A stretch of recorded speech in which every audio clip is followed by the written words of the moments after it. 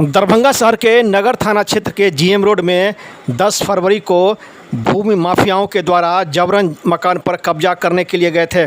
उस मकान में रह रहे परिवार ने विरोध किया तो उस परिवार के 3 सदस्यों को जिंदा जला दिया गया। इसी को लेकर शहर में लगातार आंदोलन धरना प्रदर्शन किया गया। वहीं आज मंगलवार को जिला विधिक सेवा प्राधिकार के सचिव जावेद आलम एवं दरभंगा के जिला पदाधिकारी राजीव रोशन ने परिवार से मिलकर को 1-1 लाख रुपया का चेक प्रदान किया गया है। अधिकारी ने कहा कि इन्हें पूरी तरह सुरक्षा मुहैया कराया गया है और जो सरकार का नियमानुकूल सुविधा है वो भी मिलेगा। दूसरी तरफ जिला विधिक सेवा प्राधिकार के सचिव जावेद आलम ने कहा कि मामला कोर्ट में चल रहा है, तात्कालिक सहायता के रूप में इन्हें 1-1 लाख रुपया पीड़ित परिवार की बहन एवं उनके माता को दिया गया। जो सरकार का नियमानुकूल होगा वो भी सहायता आगे मिलेगी क्योंकि मामला कोर्ट में चल रहा है। वहीं दूसरी तरफ पीड़ित परिवार की बहन निक्की झा ने कहा कि हम लोग अभी भी दहशत में हैं, हम लोग को धमकियां मिल रही है कि आप लोग केस उठा लें, अन्यथा इससे बड़ा अंजाम भुगतना पड़ेगा। दरभंगा दर्शन न्यूज़ से मनोज झा।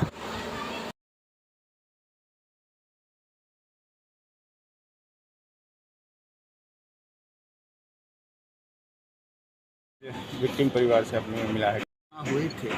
इसके क्रम में जिला एवं सत्र न्यायाधीश की अध्यक्षता में विक्टिम कंपनसेशन बोर्ड की बैठक हुई।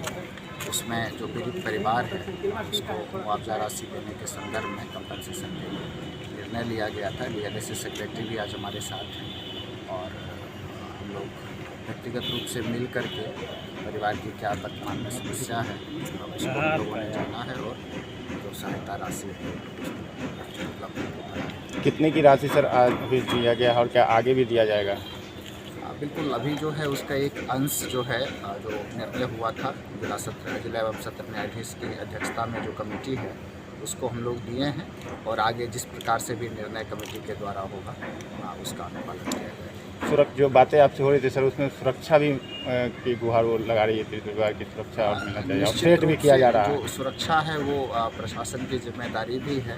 कोई भी नागरिक हैं उसको सुरक्षित रखना हम लोगों का फर्ज भी है, धर्म भी है। तो हम लोग इसके लिए पूरा प्रयास करेंगे कि सुरक्षा संबंधी बिंदु को लेकर के किसी को कोई डर नहीं। थ्रेट दिया जा रहा है परिवार को जो सामने सर आपको के द्वारा कुछ शिकायतें दर्ज की गई हैं तो इस पे भी निश्चित रूप से हम लोग एसपी साहब को लिखेंगे और जो मामले में अगर कोई थ्रेट दे रहे होंगे तो जो विधि सम्मत है संज्ञान लेते हुए उन पर कार्रवाई करेंगे। अभी सर जो पूरे व्यक्ति सीसीटीवी में चिन्हित किए गए वो गिरफ्तार नहीं किए गए हैं, इस पर कुछ कहेंगे सर? नहीं, गिरफ्तारी के मामले में तो एसएसपी साहब आपको डिटेल में बता पाएंगे कि क्या स्थिति है। जहाँ तक मेरी जानकारी है उसमें तो जो आरोपी है जो भी इस घटनाक्रम में लोग शामिल हुए हैं उस पर पुलिस के द्वारा कार्रवाई हुई। Thank you sir. बता दें आज आज जो घटना हुई थी तो बहुत विभत्स घटना थी और इनको फ़ौरन कुछ राहत की ज़रूरत थी तो हम लोगों ने तुरंत ही इसमें इनिशिएटिव लिया और दोनों विक्टिम को 1-1 लाख रुपया का तत्काल जो है राशि उपलब्ध कराई गई है। और आगे भी मान लीजिए इनको किसी चीज़ की ज़रूरत होती है तो आगे भी हम लोग इस पर विचार करेंगे। जहाँ तक 1-1 लाख रुपया देने का बात है तो तत्काल उनको इसलिए भी दिया गया है क्योंकि इनका इन्वेस्टिगेशन चल रहा है, कोर्ट में मैटर आएगा, ट्रायल होगा और अंतिम रूप से इसका फैसला होगा। फैसले के वक्त अगर न्यायालय जो है ज़्यादा कुछ अवार्ड करता है तो जो भी पैसा बचा हुआ राशि है इनको उपलब्ध कराई जाएगी। कितने राशि से मैक्सिमम दिया जा सकता है? ये बर्निंग का केस और डेथ का केस है तो डेथ के केस में हम लोग 5 से 7 लाख रुपया फाइनली मिलता है और बर्निंग के केस में वो देखा जाता है कि 5% है, 20% है, ये है। जैसे इसका 5% है तो उसमें भी इनको 3 लाख रुपये तक हम लोग कोर्ट अवार्ड करते समय, जजमेंट देते समय देते हैं। सर मामला क्योंकि अब न्यायालय में पहुंच रहा है तो ऐसे में लीगली किस तरह से मदद आप लोग परिवार को करते हैं? देखिए, डिस्ट्रिक्ट लीगल सर्विस अथॉरिटी का ये उद्देश्य है कि जो भी पीड़ित व्यक्ति जिनके पास साधन नहीं है, जो अपने मामलों को नहीं रख सकते, उनको कानून की जानकारी नहीं है, तो सारी चीज़ें उपलब्ध कराए जाए। तत्काल ही इन लोगों के लिए अपने पैनल से एक लॉयर भी बिल्कुल फ्री ऑफ कॉस्ट असिस्टेंस के लिए रख दिया है। वो टाइम टू टाइम पीड़िता से बात करते हैं और उनको जो भी उपलब्ध चीज़ चाहिए, जब कानून की जानकारी चाहिए या कोर्ट में कोई मामला इनका रखना है स्पेसिफिकली तो वो रखते हैं। Thank you sir. बता दें आज आज जो घटना हुई थी तो बहुत विभत्स घटना थी और इनको फ़ौरन कुछ राहत की ज़रूरत थी, तो हम लोगों ने तुरंत ही इसमें इनिशिएटिव लिया और दोनों विक्टिम को 1-1 लाख रुपया का तत्काल जो है राशि उपलब्ध कराई गई है। और आगे भी मान लीजिए इनको किसी चीज़ की ज़रूरत होती है तो आगे भी हम लोग इस पर विचार करेंगे। जहाँ तक 1-1 लाख रुपया देने का बात है तो तत्काल उनको इसलिए भी दिया गया है क्योंकि इनका इन्वेस्टिगेशन चल रहा है, कोर्ट में मैटर आएगा, ट्रायल होगा और अंतिम रूप से इसका फैसला होगा। फैसले के वक्त अगर न्यायालय जो है ज़्यादा कुछ अवार्ड करता है तो जो भी पैसा बचा हुआ राशि है इनको उपलब्ध कराई जाएगी। कितने राशि से मैक्सिमम दिया जा सकता है? ये बर्निंग का केस और डेथ का केस है तो डेथ के केस में हमको 5 से 7 लाख रुपया फाइनली मिलता है और बर्निंग के केस में वो देखा जाता है कि 5% है, 20% है, ये है। जैसे इसका 5% है तो उसमें भी इनको 3 लाख रुपये तक हम लोग कोर्ट अवार्ड करते समय, जजमेंट देते समय देते हैं। सर मामला क्योंकि अब न्यायालय में पहुंच रहा है तो ऐसे में लीगली किस तरह से मदद आप लोग इन परिवार को कर सकते हैं? देखिए, डिस्ट्रिक्ट लीगल सर्विस अथॉरिटी का ये उद्देश्य है कि जो भी पीड़ित व्यक्ति जिनके पास साधन नहीं है, जो अपने मामलों को नहीं रख सकते हैं, उनको कानून की जानकारी नहीं है, वो सारी चीज़ें उपलब्ध कराए जाए। तत्काल ही इन लोगों के लिए अपने पैनल से एक लॉयर भी बिल्कुल फ्री ऑफ कॉस्ट असिस्टेंस के लिए रख दिया है। वो टाइम टू टाइम पीड़िता से बात करते हैं और उनको जो भी उपलब्ध चीज़ चाहिए, जब कानून की जानकारी चाहिए या कोर्ट में कोई मामला इनका रखना है स्पेसिफिकली तो वो रखते हैं। Thank you. हेल्प की मदद की है, क्या कहेंगे? 1-1 लाख रुपए का मम्मी को और हमको 1-1 लाख रुपए का चेक दे के गए हैं और आगे बोलें कि जैसे केस स्टार्ट होगा तो फिर और आप लोग को मदद किया जाएगा और बोलें कि हम लोग को जो थ्रेटनिंग मिल रहा है दोनों पार्टी के द्वारा, कपिलेश्वर सिंह और शिव कुमार झा के द्वारा मिल रहा है कि अगर आप लोग ये नहीं, हमको मतलब मेरी दीदी है और हम लोग सिर्फ लेडीज़ हैं और मेरे एक जीजा जी हैं, उनको भी मिल रहा है कि आप साइड हो जाइए नहीं तो इससे बड़ा और घटना होगा।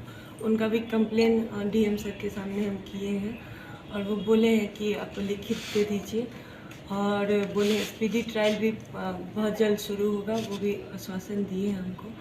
और लगातार जो है सो हमको इस बीच में मतलब दूसरे के द्वारा भाया मीडिया मतलब वो ये बता रहे हैं कि आप इससे भी बड़ा घटना करेंगे और धमकी मिल रहा है कि आप लोग साइड हो जाइए, जो मेरे दीदी है और मेरे जीजा जी जो मेरे साथ रह रहे हैं उनको, कि कुछ भी हो सकता है आगे, साइड हो जाइए आप लोग, इस तरह का हमको क्या बताया? धमकी में क्या कहा जाता है? केस उठाने का कहा जाता है? जी केस उठाने के लिए बोला जा रहा है और बोला जा रहा है कि इससे भी बड़ा घटना हो सकता है, इसलिए आप लोग मेरे जीजा जी को ये कहा गया कि इससे भी बड़ा घटना होगा और आप साइड हो जाइए, जितना भी आप काम करते बाहर निकलते हैं इसलिए। और कपिलेश्वर सिंह के द्वारा उनके भी रिलेशन लगेंगे, मेरे भी रिलेशन लगेंगे और वो बोले क्या कि आप मेरा नाम दे के क्या कर लीजिएगा, मेरा नाम दे के कुछ नहीं कर पाइएगा। और वही सब कुछ करवाए हैं, वही सब कुछ करवाए में बेच दिए, कपिलेश्वर से बेच दिए। और वही हम जो मेरे भाई बहन अब तो चले ही गए, अब हमको कोई इससे वो नहीं है, दोनों भाई बहन चले गए, वो भी घटना हुआ, उनका सबसे बड़ा हाथ है उस घटना। तो अब भी आप लोगों को कोई डर सता रहा है? जी अभी भी सता रहा है, अभी भी घर के बाहर कुछ लड़का मतलब गुंडा टाइप का वो भी आता है, देखता है घर, मतलब निरीक्षण में रखा हुआ है वो अपने घर को, बाहर निकलते हैं तब डर लगता है। जिलाधिकारी से आपने जब अपनी पीड़ा बताई, उन्होंने क्या आश्वासन दिया? क्या उन्होंने बताया? बोला कि आप लिखित में आप दीजिए और आपको और प्रोटेक्शन दिया जाएगा। अब तक का जो जांच चल रहा है पुलिस और प्रशासन का, उसमें आप संतुष्ट पा रहे हैं जो प्रशासन का रवैया है उसमें? आज से 3 दिन पहले प्रशासन को यहाँ से हटाने का हमको कुछ नॉलेज में नहीं था, हटाने का किया गया प्रयास, तो वो लोग सर को कॉल किया पहले, एसएसपी सर को, तो एसएसपी सर ने फिर से कॉल नहीं उठाया। फिर उसके बाद मैंने जावेद सर का नंबर था मेरे पास, उनको कॉल किया, सर ऐसे से बात है, तो उन्होंने बोला ठीक है, मैंने डीएम सर को, फिर अंकल हैं मतलब भैया है वो नहीं, फिर डीएम सर के ऑफिस में हमने कॉल किया तो डीएम सर के ऑफिस से बोला कि नहीं ऐसा कुछ नहीं होगा, आप लोग को दिया गया है अभी और रहेगा। फिर हमने मेरे एक भैया उनको कॉल किया, भैया ऐसे हटाया जा रहा है, तो भैया बोले नहीं तुम लोग को दिया गया है, नहीं हटा सकते। फिर हमने डीएम सर को दोबारा कॉल किया तो डीएम सर ने फिर से रखवाया, फिर से बोला कि नहीं हट सकते हैं, फिर से कॉल बैक करके फिर बोला गया तो फिर बोल रहे हैं। लेकिन हम लोग के नज़र में ये नहीं था कि आज हटने वाले, अचानक से ये सब हुआ 3 दिन पहले। अच्छा, जो सीसीटीवी फुटेज आया था सामने, आपको लगता है कि सारी गिरफ्तारियां हो गई है? जी नहीं, सारी गिरफ्तारी नहीं हुई है और वही डर है कि लगभग 40 से 50 सब गुंडा आया हुआ था, तो वही डर है कि आगे और कहीं घटना ना हो जाए, क्योंकि हम हैं, मम्मी है और जीजा जी एक, तो फिर वही हो जाएगा कि भैया एक था तो अकेले क्या कर पाएंगे। तो आप चाहते हैं कि कपिलेश्वर सिंह को भी इस पूरे जी मसले में लाएं? क्या जी चाहते क्यों हैं? नहीं क्या चाहेंगे? जी उनको भी वही तो सब कुछ करवाए हैं, मौसेरे होके इतना बड़ा काम करवा दिए, मेरे भाई मेरे बहन सब चला गया। उनकी भी गिरफ्तारी की जी मांग करते जी हैं? एकदम उनकी भी गिरफ्तारी होनी चाहिए, उनकी भी गिरफ्तारी की मांग कर। अच्छा, आपको ये धमकियाँ कब से मिलने लगी है? यही इस बीच में भी मिली है और आज से कुछ दिन पहले भी भाया, मतलब उनके भी रिलेशन, मेरे भी रिलेशन, वो आए थे कि आप लोग मेरा कुछ नहीं कर पाइएगा। तो हमको उससे नहीं है कि हम कुछ नहीं कर पाएंगे, हमको सिर्फ भाई बहन जो मेरा चला गया वो तो वो लोग ला के नहीं देंगे, उनको कोई इस प्रकार का वो भी नहीं है कि थोड़ा सा कुछ हो, लेकिन ऐसा भाई तो भगवान किसी को ना दे, कपिलेश्वर सिंह जैसा। हम भगवान को मांगते हैं कि ऐसा भाई किसी को ना दे, जो मेरा भाई बहन सब, मैंने पूरा घर ही को बर्बाद करती हूँ। ठीक।